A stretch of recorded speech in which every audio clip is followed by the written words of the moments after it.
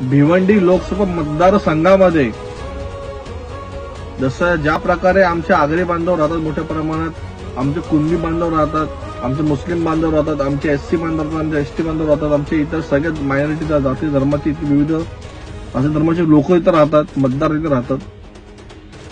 त्यांच्यामध्ये सर्वात मोठा वर्ग कोणता तुम्हाला सांगू तर तो भारतीय संविधानाला मानणारा.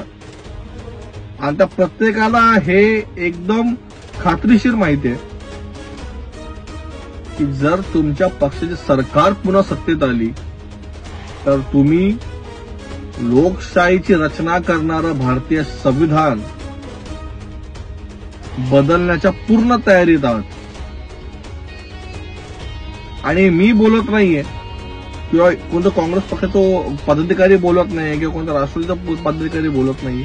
ही भूमिका तुमच्या काही नेतृत्वांनी मांडली स्पष्टपणे लोकांसमोर, जनतेसमोर. तेही